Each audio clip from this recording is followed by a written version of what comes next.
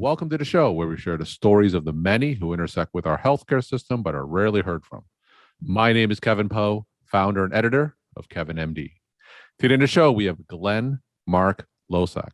He is a psychiatrist and he wrote the book, The Bonds We Share, Images of Humanity, 40 Years Around the Globe. Glenn, welcome to the show. Thank you. Thanks for having me. Appreciate it. So we'll get into your book in a little bit, but first off, can you just share your story and journey to where you are today? I'm a board certified psychiatrist for 40 years. In about 1994, I decided that there was more to life than being a psychiatrist, a physician per se, and decided to take an 8-month trip around the world. And when I got back, I had no job. I had done the usual psychiatric jobs before that, and came back after seeing the world, especially India, the developing nations. I dabbled in locum tenens. I found that I could work when I want, where I wanted, for how long I wanted, and then the world was my oyster. When I was 14, I walked into one of the major bookstores, the Strand bookstore on Broadway, and I saw a picture of Srinagar by Cartier-Bresson. It was black and white, and there were Muslim ladies veiled praying on top of a mountain and overlooking the Himalayas. And I said I needed a camera and I needed to go to India. And so from then on, I got very involved in photography, but looking at life in a pragmatic sense, I said, you really need to make a living and a good one so that you can do the things you're really passionate about. So I went to med school in the Dominican Republic, 76 to 80. I am board certified and enjoy being a physician, but there's a lot more out there in life that most physicians don't know about. It's called the world.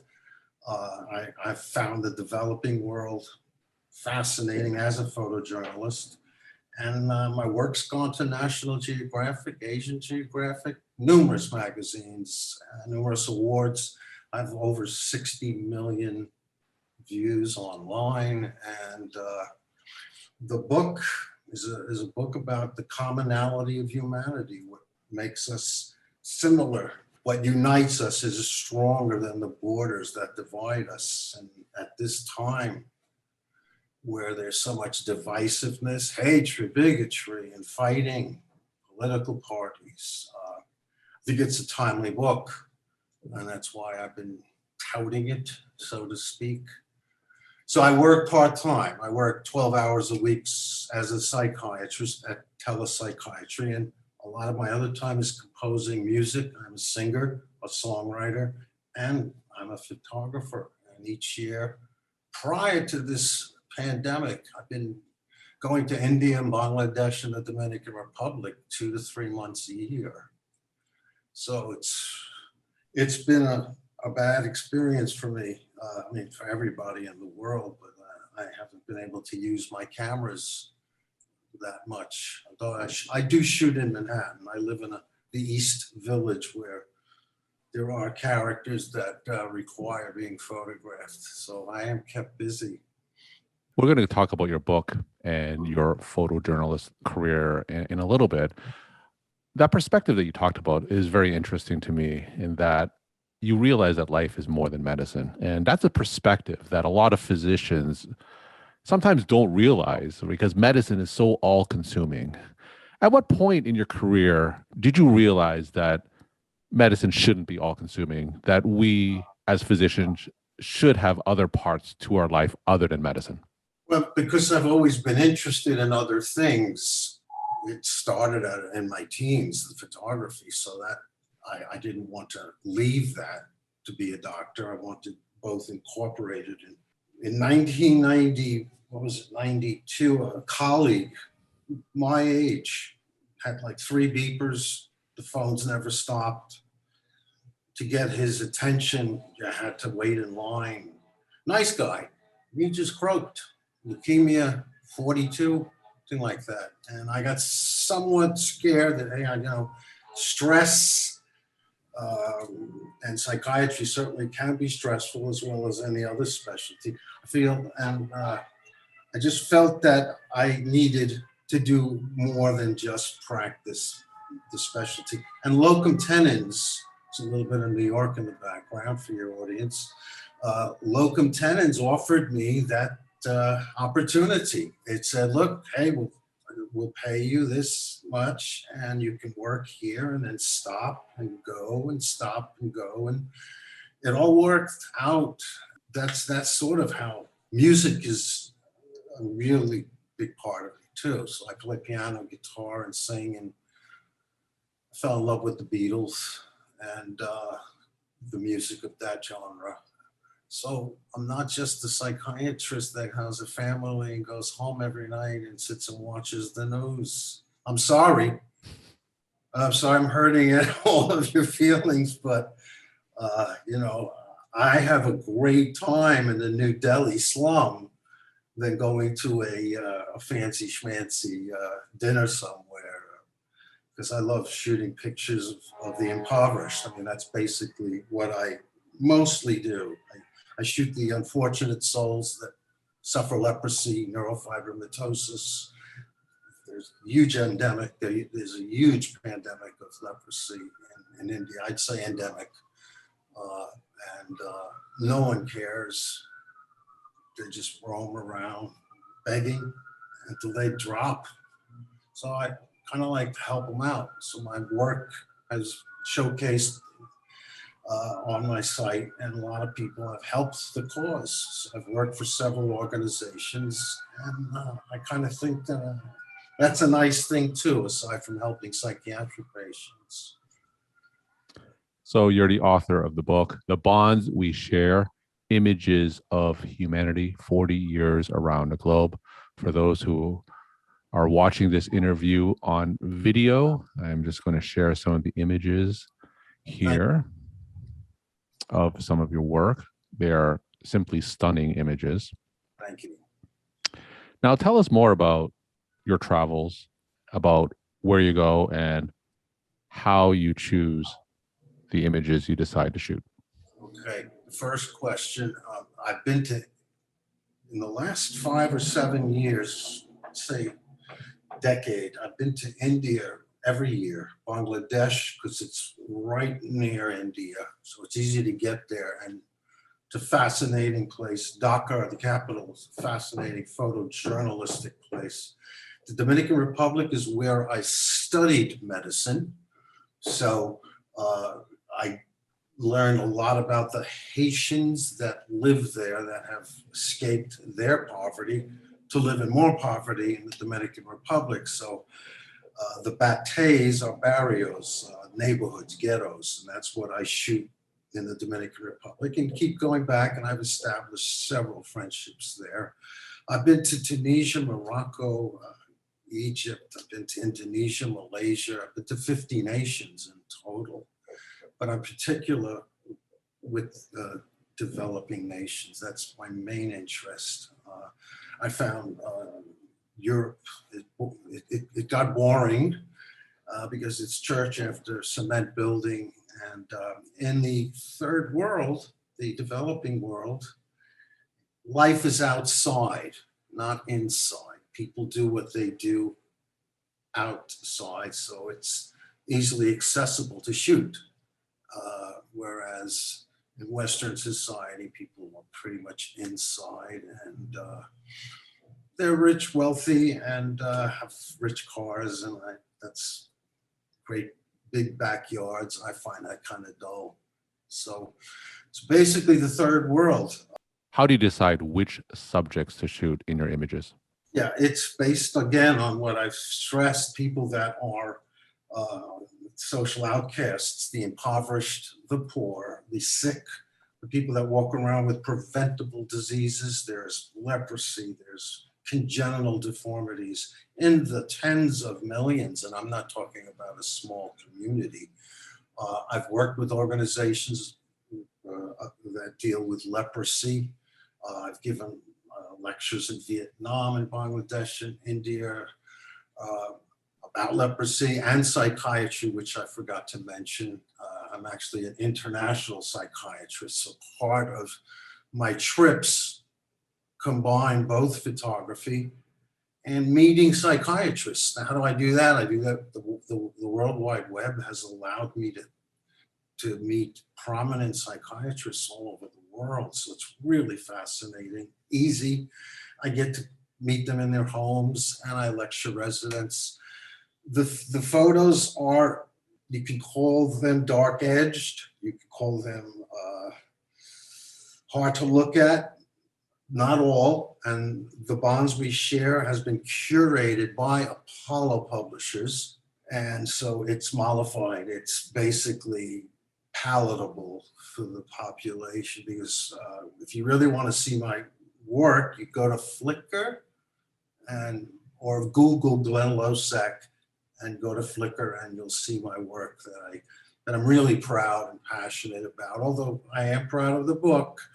But in order to get a book deal, you have to present your work that's presentable to most of the population, and some of it's real hard to look at, but it's the truth. I shoot reality. I shoot the impoverished of the world, and that's closest to my heart. Why are still images so powerful? And maybe share a story about how one of your images made a difference in the areas that you shot it. The single image is left a lot to your imagination. People's imagination then take them to a place where emotions, I think, arise. If you're giving them too much information with a video, well, after you took his picture, he went and he drank a Gatorade or something. A single picture can touch your heart because it tells 1,000 words, of course, and the rest is up to you, how you perceive it. It's sort of a projection of what the person gets from the image emotionally. I have a picture of a kid on the train tracks in Patna, which is in the poorest part of India. The Bihar is the state it's in. Patna is it's a tricky place. Got to be careful. But I was on the train tracks with my 2 Nikons, and he was standing there with a little dog holding it. The kid had no pants on, but very poor, and that's touched a lot of people's hearts. I've been sent comments that it's made them cry, and attracted a lot of followers from that picture, that image. If you want, I'll send it to you. It shows devastation, desperation, and the other side of the world. We're all well-to-do physicians. We've got the comforts, creature comforts, and then you see other people that don't. And if that doesn't touch your heart, you don't have a heart. That's my opinion. We're talking to Glenn Mark Losack. He's a psychiatrist, and he's the author of the book, The Bonds We Share, Images of Humanity, 40 Years Around the Globe. Mark, tell us about some of the training you've had as a photojournalist. What kind of experiences should one have if a physician wants to get into something like this professionally? What kind of education, experience, and training did you have to become such a successful photojournalist? I'll tell you, Kevin, you have to have guts. You've got to get up close, and it's really not the camera. I've never had a single course in photography, music for that matter, sort of self-taught. You have to have, you have to be assertive, aggressive, and be emotionally involved. If you want to do photojournalism per se, if you want to shoot your family in the backyard and your dogs and your trips, that's fine.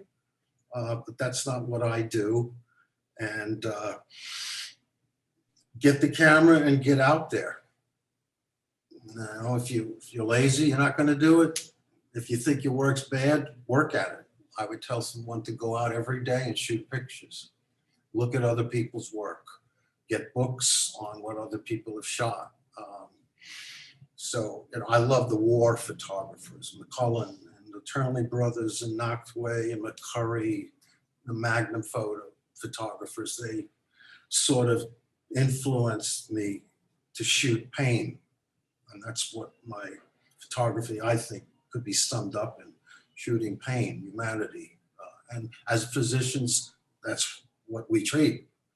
And that's why we need to have a hobby. And my advice for physicians is to not just practice medicine, because, especially psychiatry, because I don't know if you know this or not, but psychiatry can drain you. One patient can do it because there's a neediness and there's all kinds of projections onto you of what they're feeling.